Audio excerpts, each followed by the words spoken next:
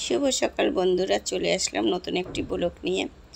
আজ অনেক দিন পর আমার ছেলের পছন্দের ব্রেকফাস্টটা তৈরি করে নিচ্ছি, কারণ গতকালকে তো পায়েস তৈরি করেছি। ও অনেক দিন থেকেই বলতেছে যে একটু লুচি খাই না মা, অনেক দিন যাবৎ লুচি পায়েস খাওয়া হচ্ছে না।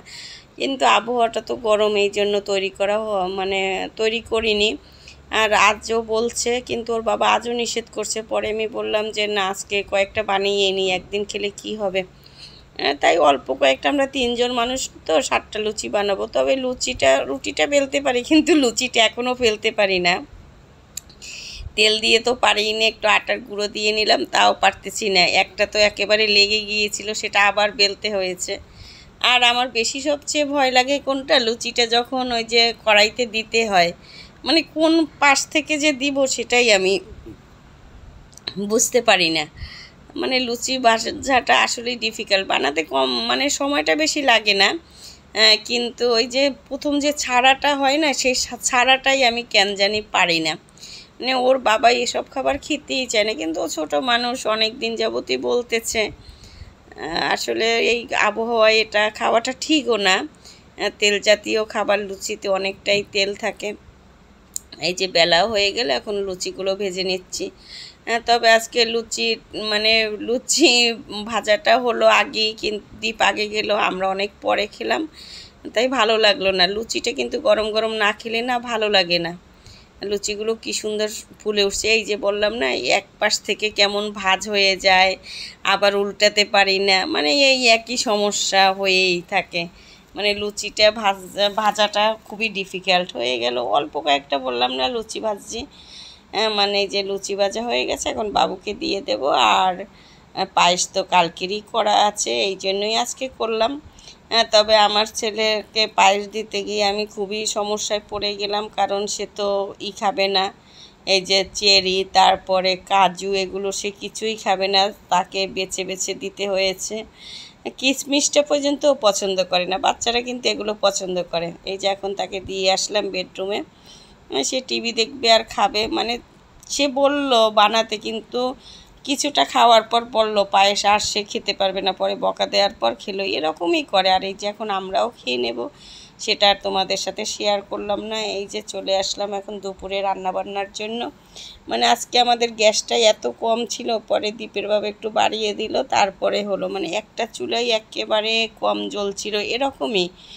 যখন আসে খুব আসে, আবার যখন চলে যায় একেবারেই চলে যায়। আজকে লাউয়ের ডাল রান্না করব, তাই একটু পাঁচফোড়ন দিয়ে সোমবার দেবো। আর এই যে কড়াইতে কালকে তো ডিম ভাজছিলাম, বাবুর জন্য তো প্রতিদিনই রাতে ডিম ভাজতে হয়।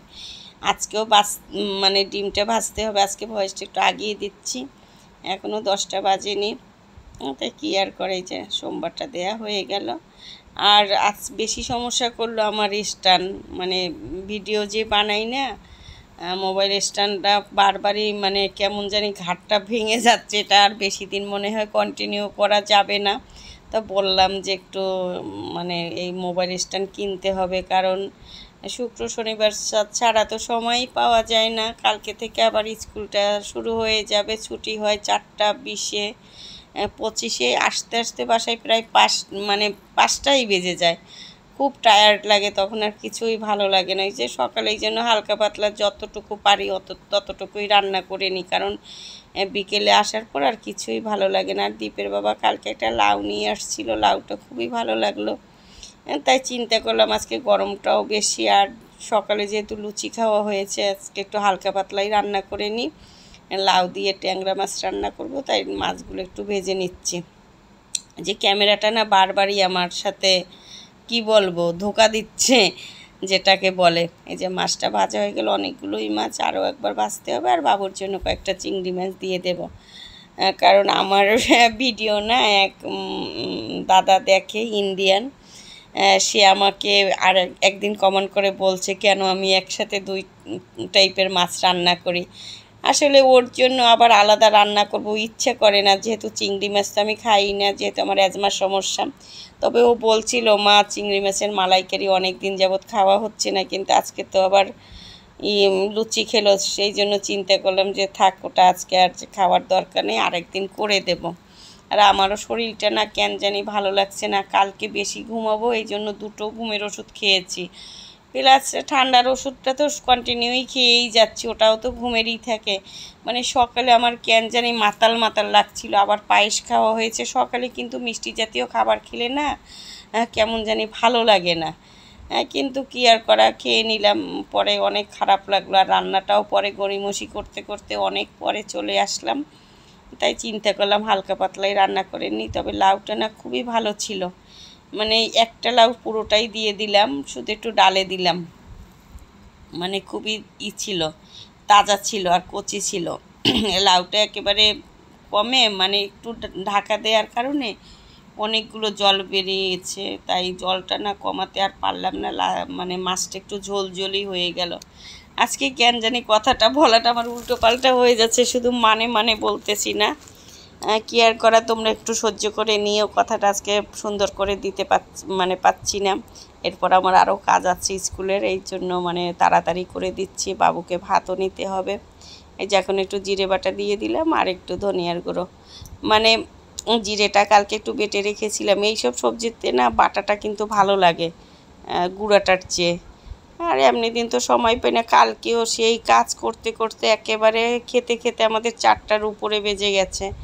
এই সপ্তাহে 2টো দিন হয় রেস্টের জন্য, আমার মনে হয় ওই 2টো দিন আমাদের রেস্ট তো হয়ই না, আরও বেশি কাজ করা হয়, কিন্তু না করে তো উপায় নেই, না হলে তো আবার সেই নিজেদেরই করতে হয়, আরও সমস্যা হয়ে যায়। মানে সংসারটা তো আমাদেরই দেখতে হবে, তাই না? তাই এই কাজগুলো তো সবই আমাদের, আর আমরা একক পরিবার, আমাদের তো এমন না যে কেউ আছে করে দেবে, করলে নিজে করো, না করলে নাই, সেটাই। এই যে কষানো আর গেল না, জলটা মানে অনেকটাই হয়ে গেছে, তাই চিন্তা করলাম মাছটা এখন দিয়ে দিয়ে, আর ভাল লাগতেছে না। আর আজকে আবার গরমটা বেড়ে গেছে, আর ওই যে বললাম না মোবাইলটাই যে স্ট্যান্ডটা আবার একবার পড়ে গেল।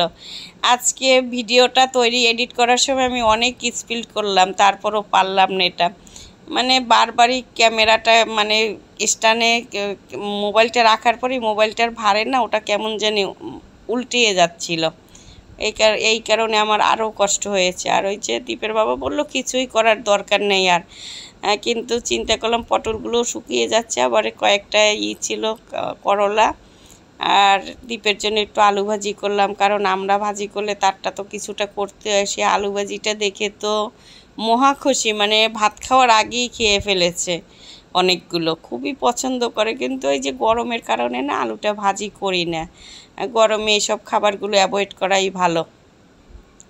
এই যে মাছটাও হয়ে গেল, বললাম না ঝোলটা আজকে বেশি আছে, তবে ঝোলটা বেশি থাকলেও না লাউটা তো ভালো ছিল, তাই খারাপ লাগেনি, ভালোই লাগছে আমার কাছে। ভাজাটাও হয়ে গেল, এখন চলে আসলাম খাবারের জন্য লাঞ্চ টেবিলে। এখন আমরা খেয়ে নেব, যা যা রান্না করলাম তোমাদের সাথে একটু শেয়ার করছি, এই যে যা যা করলাম। এখন আমরা খেয়ে নেব, বাবুরকেও খাবারটা দিয়ে দিয়েছি, ওকে তো আবার মেখে দিতে হয়। বাবুও বসে পড়েছে, আর এই যে আমিও বসে পড়লাম, একটু করলা নিলাম, পটল নিলাম। দীপের বাবা আবার পটল ভাজিটা বেশি ভালোবাসে, তাই তাকে একটু বেশিই দিলাম, আর মাছ নিলাম, আর ডালটা পরে খাবো।